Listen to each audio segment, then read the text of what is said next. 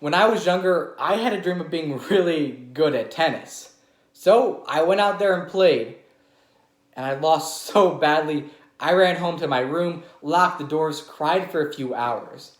My mom told me that maybe I should go to a different sport, or just do the arts instead. However, that passion and fire was still inside me, so I decided to go out and try again, against the advice of my friends and family who told me I would lose badly. I lost badly, but the most important point is that I went back out there and I stayed true to myself. And while I'm better at tennis today, the real lesson I learned was forging my own path and doing whatever I wanted to do and not conforming to anybody else. And we can see it in today's quotation. Stand for something or you will fall for anything. Today's mighty oak is yesterday's nut that held its crown, by Rosa Parks. What this means is that we cannot conform to peer pressure. Instead, we just make our own path and make our own decisions in life. So that's the only way to find happiness. And we can see the ideas of peer pressure in three key areas. First, drug and alcohol culture. Then, we need to take a look at mental health. And lastly, taking a look at academic conformity. One of the biggest problems in our society is drug and alcohol culture. Millions of people every year do legal drugs that are detrimental to their body. But the main reason they start is because conformity. According to the Canadian Lung Association, in a study they conducted, they found that 70% of teen smokers got into it because they felt forced by their friends to start doing it. And because it's addictive, they couldn't stop. This is a major problem because smoking kills. According to the CDC, in America alone, every single year, 480,000 people die of tobacco-related injuries every single year. In order to solve this problem, we need a drug education program that's not focusing solely on what drugs do to your body, but instead focusing on how to say no, how to give people the strength in order to reject peer pressure. Is that is going to be a better way in order to stop this awful, awful problem.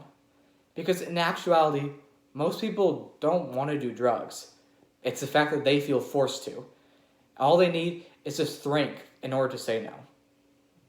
Another problem that's focusing on our society is mental health problems. Millions of people around the country struggle with them. However, a lot of people don't get help because they don't want to seem weird. Because society treats it as if going to therapy is an awful thing only for deranged people, which is simply not true. And a big part of that problem is the media.